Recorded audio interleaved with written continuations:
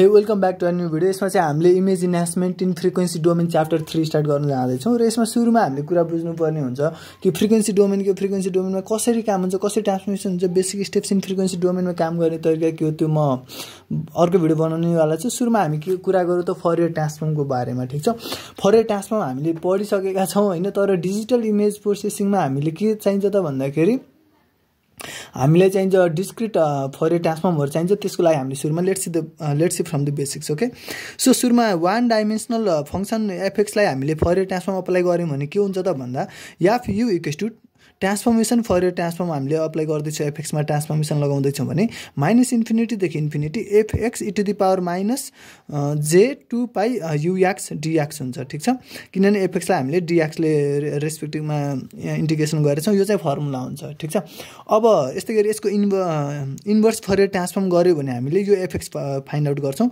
याफ you लाई हामीले integrate गर्यो भने याफ u e to the power j 2 pi ux du u को रेस्पेक्टमा हामीले डेरिभेटिभ गर्नुपर्ने हुन्छ।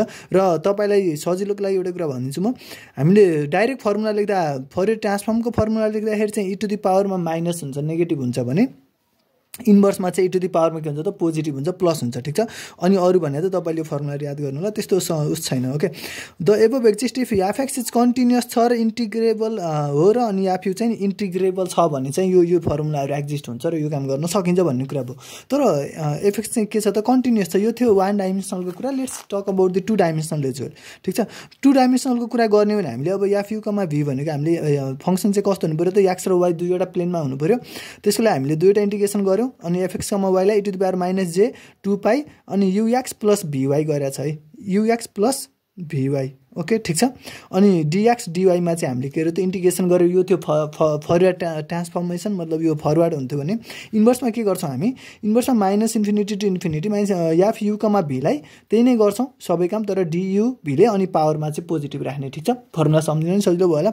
यो थियो हाम्रो फोरियर ट्रान्सफर्मेसन, तर कन्टिन्युअसमा थियो। तर हाम्रो डिजिटल इमेज प्रोसेसिङमा त हामी यो काम त गर्न सक्दैनौं। त्यसको लागि हामीलाई के चाहिन्छ, लेट्स सी, त्यसको लागि हामीलाई चाहिन्छ डिस्क्रिट फोरियर ट्रान्सफर्मेसन। ठीक छ, त्यसको लागि के हो त फर्मुला कसरी बन्छ भन्दाखेरि त्यही अहिलेकै फर्मुला हो। ठीक छ, F U equals to 1/m x equals to 0 to m minus 1 सम्म जान्छ, 0 बाट गयो भने m माइनस 1 सम्म जाने f x e to the power minus j 2 pi ux by m गरेछ। ठीक छ, मतलब हामीले अघि माइनस इन्फिनिटी देखि इन्फिनिटी सम्म कन्टिन्युअस थियो नि त फंक्सन, त्यसलाई अब हामीले 0 देखि m माइनस 1 सम्मको डिस्क्रिट, किनभने तपाईले यतिवटा छ भन्दै गर्दा नेगेटिभको कुरा हुन्न नि त, पार्टिसन गरे जस्तो भयो, डिस्क्रिट भ्यालुको कुरा भइरहेछ। त्यही 0 बाट त्यो भ्यालुसम्म तपाईले त्यति रेन्जसम्म छुट्याए जस्तो कुरा हो, त्यही त्यो फंक्सनलाई त्यतिसम्म इन्टिग्रेट गरे भन्ने कुरा हो। ठीक छ, त्यही भएर त्यो पार्टिसनले तपाईले डिभाइड गरे जस्तो कुरा हो। ठीक छ, यो फर्मुला अघिकै फर्मुलामा छ, अघि इन्टिग्रेसन हामीले समेसन रिप्लेस गरेका छौं अनि 1/m x equals to 0 to m minus 1 सम्म f x e to the power minus j 2 pi ux by m सम्म गरेछ। ठीक छ, त्यसमा ux मात्र छ, किनकि त्यसमा इन्फिनिटी सम्म सबै नै कन्सिडर गरे थियो 1 भने जस्तो, त्यसमा चाहिँ m को भ्यालु 1 थियो, पार्टिसन पुरै उसमा गरे थियो कन्टिन्युअस थियो भने जस्तो कुरा। लेट्स सी, अब इन्भर्स फोरियर ट्रान्सफर्म चाहिँ के हुन्छ त भन्दाखेरि अब एफएक्स निकाल्नको लागि हामीले एफ यु लाई गर्नु पर्यो, पावरमा पोजिटिभ हुन्छ, मैले अहिले तपाईलाई भनिहाले।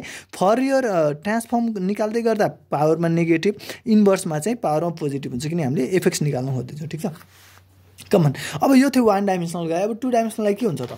ओके, टु डाइमेन्सनलको लागि हामीसँग u कमा v छ भने दुईवटा समेसन गर्नु पर्यो अनि एफएक्स कमा वाई लाई ux by m plus vy by n, हामीले y लाई र v लाई विथ रेस्पेक्ट टु n गरिरहेछौँ भने अनि x र m लाई चाहिँ u लाई चाहिँ विथ रेस्पेक्ट टु m गरिरहेछौँ। ठीक छ, यो थियो हाम्रो फोरियर ट्रान्सफर्मेसन। अब इन्भर्स फोरियर ट्रान्सफर्मेसन के हुन्छ त, fx कमा y भनेको t इन्भर्स गर्दाखेरि u v लाई गर्ने पावरमा पोजिटिभ छ, अरु सब ठीक छ, पावरमा पोजिटिभ छ j 2 पाई अनि त्यो भित्र त्यो छ। ठीक छ, ओके, यो तपाईले लेख्नु होला।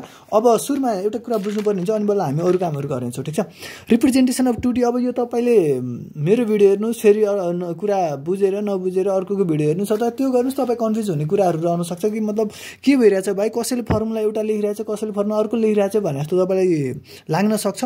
त्यही भएर म तपाईलाई रिप्रेजेन्टेसन यो डीएफटी लाई रिप्रेजेन्ट गर्ने डिफ्रेन्ट तरिका छ, चारवटा मेथड छ, सबैले चारवटा मध्ये कुनै न कुनै एउटा तरिका फलो गरे। त्यही भएर तपाईलाई म यो कुरा देखाउन चाहन्छु।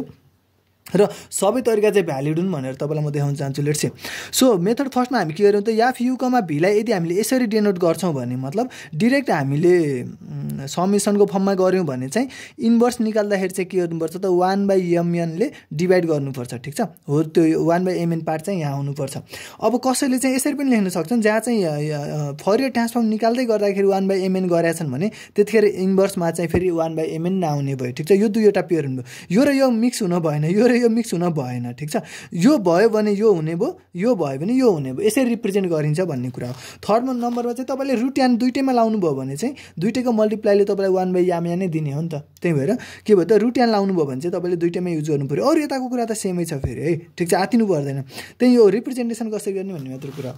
अब फर स्क्वायर फङ्सनको लागि जस्तो हामीसँग हुने भनेको त इमेजमा त के हुन्छ त हामीसँग डिस्क्रिटमा चाहिँ दुईवटा डाइमेन्सन स्क्वायर हुन्छ। ठिक छ, साइज स्क्वायर हुन्छ। त्यतिखेर चाहिँ हामी के गर्छौँ त फरियरमा पनि 1/n गरेर हामी त्यो फङ्सन गर्छौँ र एफएक्सवाईमा पनि 1/n गर्छौँ, किनकि 1/mnलाई 1/n गरे जस्तै कुरा भयो। ठिक छ, हो यसरी यो चारवटा मध्ये कुनै पनि तरिकाले रिप्रेजेन्ट हुनसक्छ, त्यो चाहिँ तपाईँले कुरा बुझ्नु होला। अनि त्यही भएर कसले कस्तो गरिरहेछ भनेर झुकिनु पर्न, कुरा एउटै हो, सबैले गरे तरिका एउटै हो, बस त्यसलाई देखाउने तरिका फरक हो। ठिक छ, नेक्स्ट भिडियोमा हामीले हेर्नेवाला छौँ प्रोपर्टिज अफ डिएफटी बबाले most important question. So let's begin in the next video. Okay.